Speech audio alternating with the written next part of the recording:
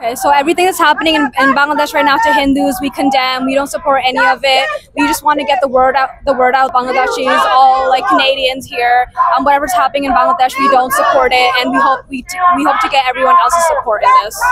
Thank you. Okay.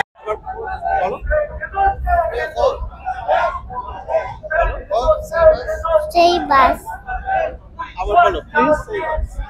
Please save us. বাংলাদেশের সেই হিন্দুদের উপরে যে অত্যাচার চলছে তার জন্য সবাই প্রতিবাদ জানাতে এসেছেন। আমরা কথা বলছি। আমি ঋতুশ্রী ঘোষ। আমি প্রতিবাদ জানাচ্ছি এই অত্যাচারের, হিন্দুদেরকে ধর্ম অবমাননার নামে, এবং শুধুমাত্র হিন্দু বলেই বাংলাদেশে যে সাধারণ মানুষের যে অধিকার, সেই অধিকার থেকে শুধু বঞ্চিত নয়, তাদেরকে যেভাবে অত্যাচার করা হচ্ছে, আমি একজন হিন্দু হিসাবে, একজন মানুষ হিসাবে তার প্রতিবাদ জানাই। ধন্যবাদ।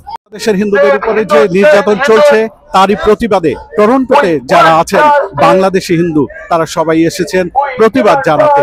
পলি পোদ্দার উনি এসেছেন এখানে যে বাংলাদেশের সহিংস ঘটনার প্রতিবাদ জানাতে। আমরা তার কাছে জানতে চাইবো যে বাংলাদেশে কি ঘটনা চলছে, কিসের বিরুদ্ধে আপনার প্রতিবাদ?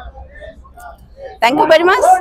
আমরা এখানে সকলে সমবেত হয়েছি একদিনের সমস্যার প্রেক্ষিতে নয়, এটা কন্টিনিউয়াসলি বাংলাদেশের হিন্দুরা সর্বসময় যে হেনস্থ হচ্ছে তার প্রতিবাদে আমরা এসেছি।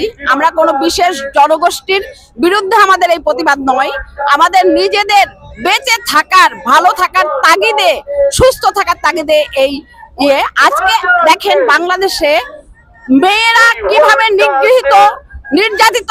আমার নিজের বোন, তারা সেফ না, তাদেরকে ধর্ষণ করে পালাক্রমে ধর্ষণ করছে, সেটা আবার সোশ্যাল মিডিয়ায় করছে।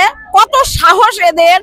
আমাদের ভাই, আমাদের টিচার, আমাদের নিজেদের বন্ধু, কেউ সেভ না।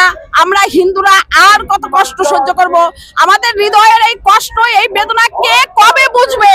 প্লিজ সবার কাছে অনুরোধ, সবাইকে ছড়িয়ে দেন, দেশের বিদেশের সবাইকে ছড়িয়ে দেন আমাদের নির্যাতনের কথা।